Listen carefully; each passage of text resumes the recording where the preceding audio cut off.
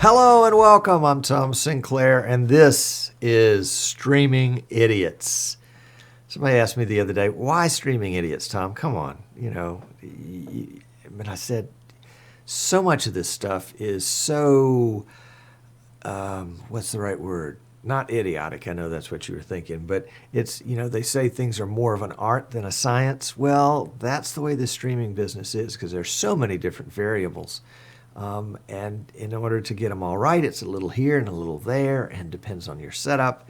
And what in the world is he talking about? Who knows? That's why we call Streaming Idiots the Streaming Idiots.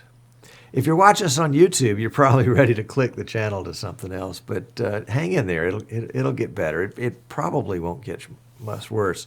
And we'd love to have you subscribe, but we thank you for tuning in. And for all the folks that are tuned in live today, you're going to be sorely disappointed once again.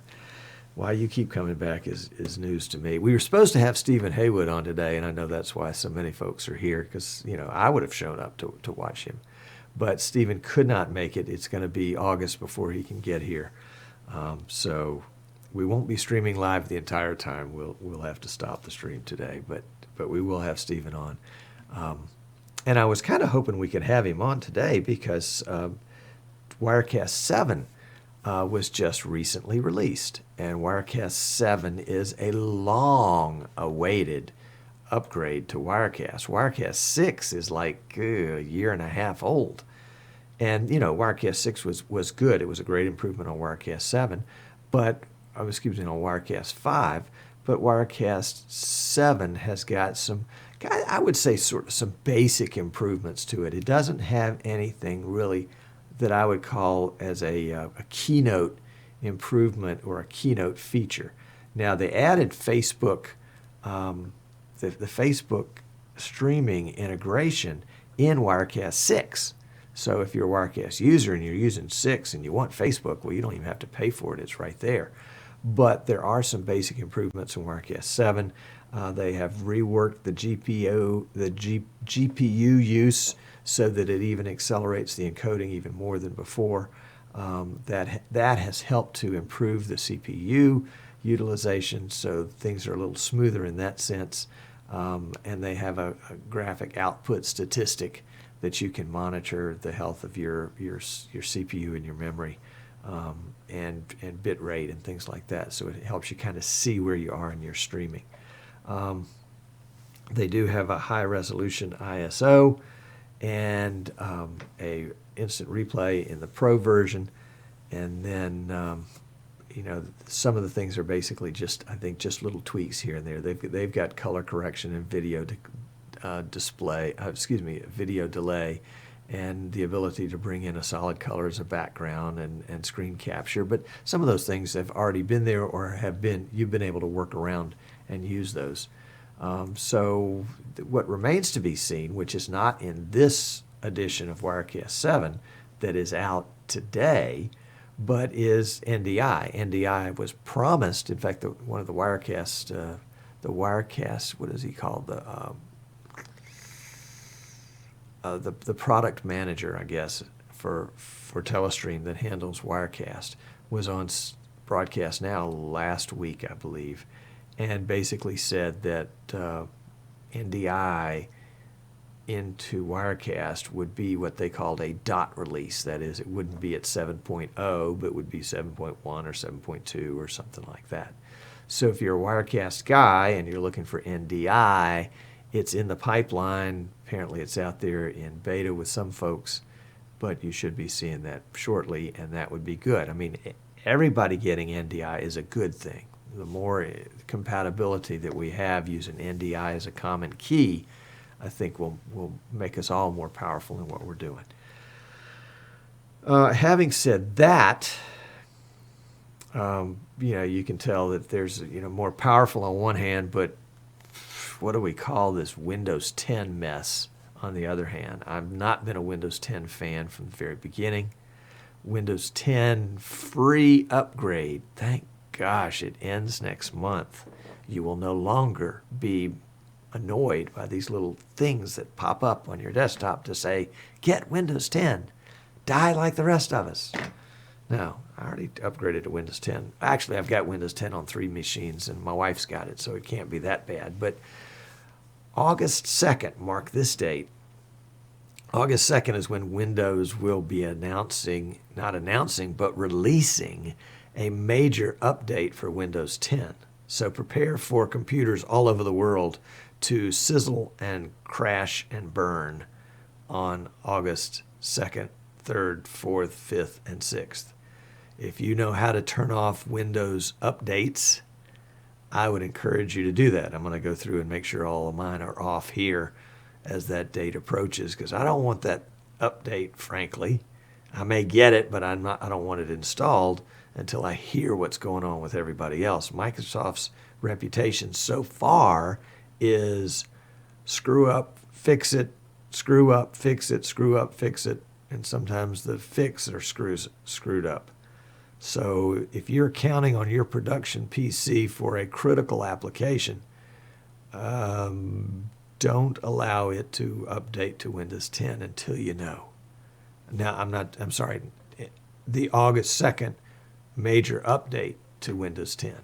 Now, obviously, this big update is going to come after the freebies are over. So if you're interested in the freebie, you've got till July 29th to download and install Windows 10 on your 7, 8, or 8.1 machine. After that, you're going to have to pay $119. Frankly, I don't have Windows 10 on my production PC here. I'm tempted just to pay the $119 in like October when everything else is worked out and not risk a an August 2nd crash and burn. Already done that, already crashed and burned. I'm looking in the chat room right here, and it says Windows 10 and vMix works well for me. Well, except the last update, which totally trashed my PC. Oh my goodness.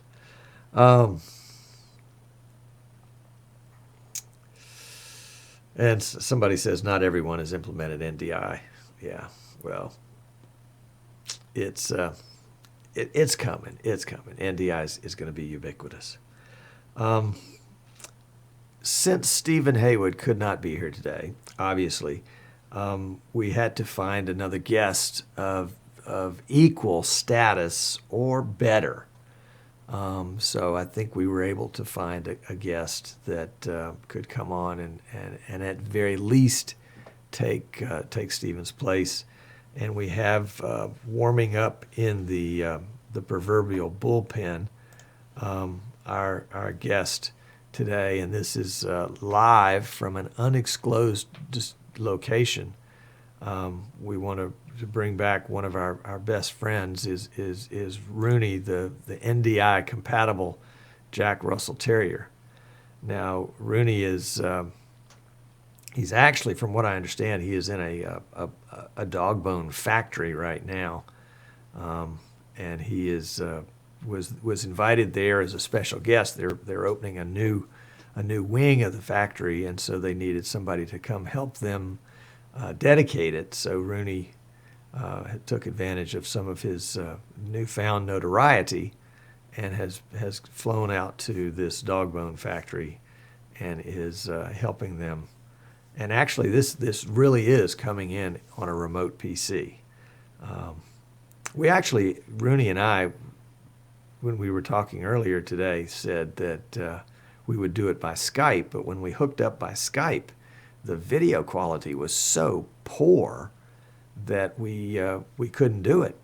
We couldn't do it. And so, and if Rooney tends to jerk a little bit, he's just shifting position really, really quickly. Don't pay any attention to that. So Rooney is actually,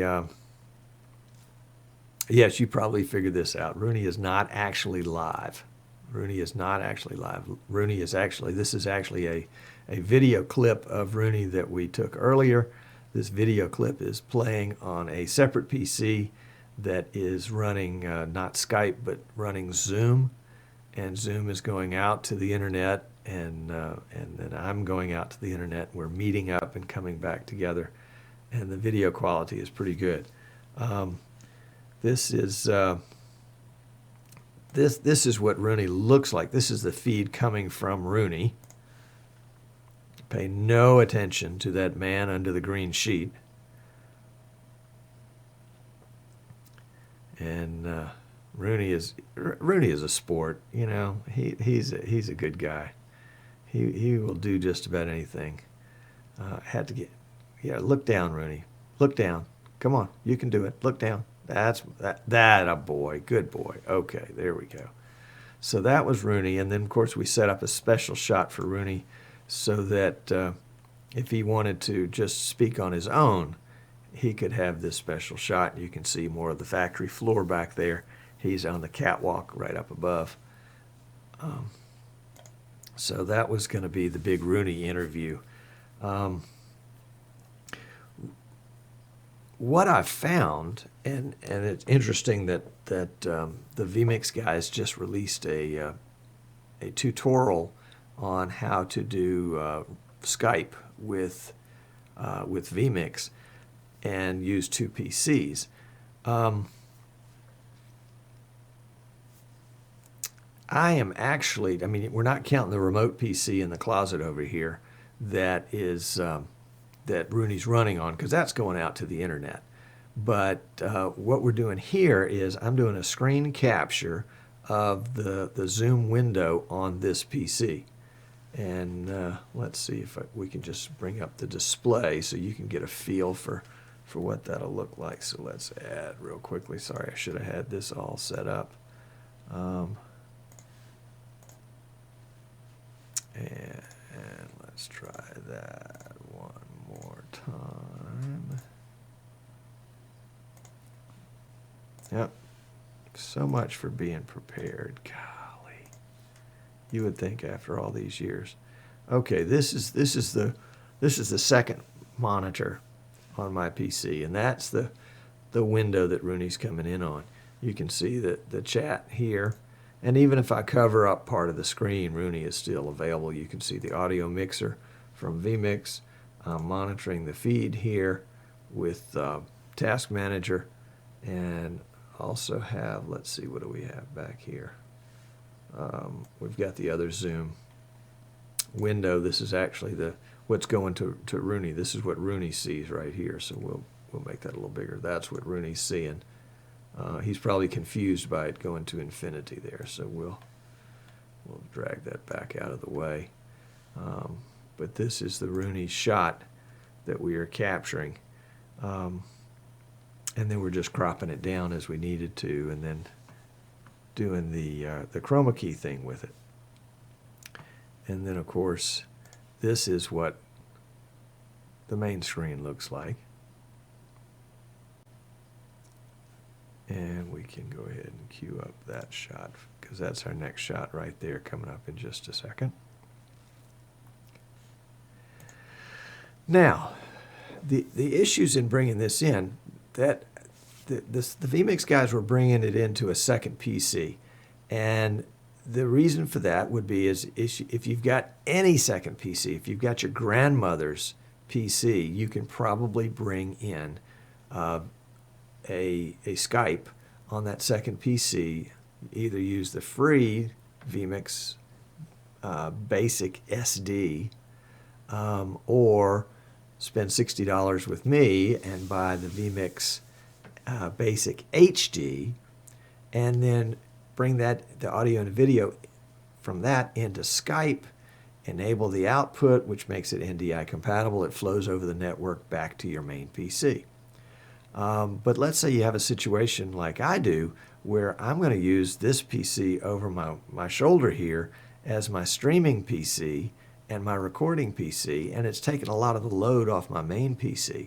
So I can bring my Skype feed into my main PC with little or no impact. Let's see, let's go back and take a look here what the CPU use is. CPU use is running 35 to 45% right here. And this is sending an NDI out to the second PC, bringing this Zoom, we'll call it Skype for the sake of argument for the moment, bringing the Skype feed in here. The only real tricky thing was bringing the audio in. Because in this situation with Zoom, and let's see if I can bring up that Zoom window again. That way you guys can see. With Zoom, which is similar in some ways to Skype, I've got a control down here, which, oh, I see you guys can't see. It's one of those windows that pops up and you can't see, but basically it allows me to configure microphones and speakers. But a speaker in Zoom becomes a microphone in vMix. And so, I mean, let me put that a better way. If I've got a speaker in Zoom that's sending audio out, that's not recognized by VidBlaster, by vMix, as a microphone. It needs to find a microphone source like my mixer or something like that. So what we had to do is we had to use virtual audio cables, which is a great little piece of software that basically hooks up all sorts of things virtually. And so we sent the output from Zoom to virtual audio cables. And then, since virtual audio cables is sort of bi-directional, that is, it doesn't matter which way the signal travels on it, it can be assumed to be a speaker or a microphone. So vMix sees it as a microphone. So if I hook it up to the speaker here and to the microphone here, now I have a mic input into vMix, which is the audio from Rooney. And in this case, let's see if we've got, yeah, we'll turn on Rooney's audio for just a second.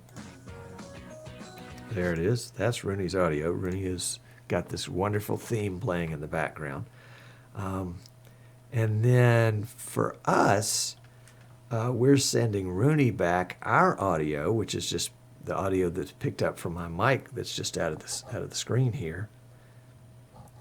And that goes back to his PC as a speaker in Zoom, and he uses the same process if he wanted to bring it into vMix for any reason and broadcast on his end. Otherwise, he can just listen to it. So he's using vMix to. Are we using vMix? Yeah, I guess we're using vMix on his end just to play this video and the audio that goes with it. So the video and the audio are coming as outputs on vMix using the external outs. So this is a separate way of doing a Skype call on two PCs. In this case, the two PCs are probably more evenly matched in terms of power, and that would be CPU and graphics card. In fact, I think this remote PC, it probably has a better graphics card. That's got the 970M, and this has got the 750 Ti. Just because it does. So let's bring Rooney back in one more time and let him take a little bit of a bow here. We might see Rooney a couple more times in the future when we need to illustrate some things. We might have to do a better job of a green screen there. But for a 5-minute, let's put this together and make it work. It came out okay. Good boy, Rooney. Good boy. Okay, go chase a squirrel. You're done. Yes, you're done. All right, good old Rooney. There we go. So, if you're making notes, and again, I anticipated having a drawing for you, but got caught up in too many other things that didn't really work out. On my end, the only out of the ordinary connection is going to be the audio connection between Zoom and vMix on this one same PC. And in that case, I needed virtual audio cables. Now, some people have said there's something called, I think it's called Voice Meter Banana. And if I'm incorrect, the folks in the chat room will correct me here in a second. That is also a similar kind of virtual audio ability to hook things together that wouldn't necessarily be hooked together. You wouldn't necessarily hook a microphone to a speaker jack. It wouldn't do anything. But in this case, we need to send an output to an input, so the virtual cable was the perfect thing. Yep, VN banana. Thank you, says Giles in the chat room. So, depending on your situation, if you've got what I would call lower level PCs, you might want to run it on that remote PC, Skype or Zoom. Frankly, I think Zoom does a better job with the video part of this, consistently better. I was Skyping with Tim in the vMix offices in Australia last week, and I think we Skyped a couple of times, and Skype was only capable of producing decent audio a portion of one of those times. And it wasn't just because it was a long distance from here to there. Rooney and I had the same experience this morning with Skype, in that Skype was just not cooperating. And, you would wonder if like Skype is owned by Microsoft or somebody like that would put out a Windows 10 product. But I digress. I digress. Coming up on Streaming Idiots in the near future, again, we're going to have Stephen Haywood up here in August. We had Rudy Ellis on last week. Rudy's the CEO of Switchboard Live, which are the makers of the really cool product called Joycaster that allows you to stream multiple streams. And one of the things that Rudy said, that they had a new feature coming out where not only could you restream, not only would they allow you to send them one stream that could be restreamed, but that you could send invitations to friends that had YouTube accounts, and you could use their YouTube account to pick up your stream too. And in fact, we were going to do that today, and again, got sidetracked with something else and wasn't able to put it together. But so far, I have 6. I have 6 folks that have volunteered their Skype channels for that. So you'll be getting an invitation from me, if not this weekend, early next week, and maybe we can put that together for next week so that we could see this, not only me to several, but also each of those. So it would be my YouTube channel, my Decast channel, my, what was the other one I think we were using? Maybe another Decast channel and maybe another YouTube channel anyway. And then have the ability to stream to other people's YouTube channels as well. That's pretty cool. And it may just simply be as easy as getting that key that YouTube doesn't want you to share. And then you just pop the key in there and you can stream it as many times as you want. Maybe it's not such a big deal, but it seems like a big deal to me. So that's going to be pretty cool. Let's see, what else did we want to cover? We got Steven, we got the restream stuff. I guess that's about it. If you're watching us live, hang on. Come on in for the virtual refreshments after the show. If you're watching us on YouTube, we thank you for watching and making it this far. One last note, just kind of full disclosure, and I should have mentioned this at the beginning of the show.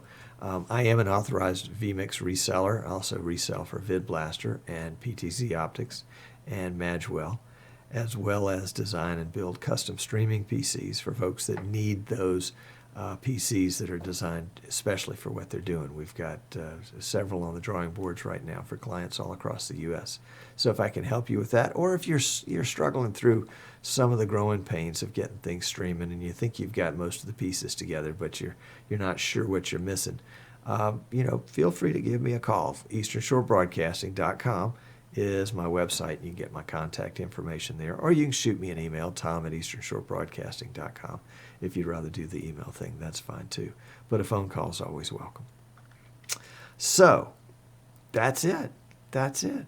So reminder, if you're watching us live, don't go anywhere because I think John's wife is providing refreshments today. She's one of our newest viewers, and we want to give her a shout out and say thanks for watching. And you got to bring refreshments. How about that for a not very good welcome? Anyway, we're just teasing. Love having y'all with us today, and we'll see you again next week on Streaming Idiots. Thanks.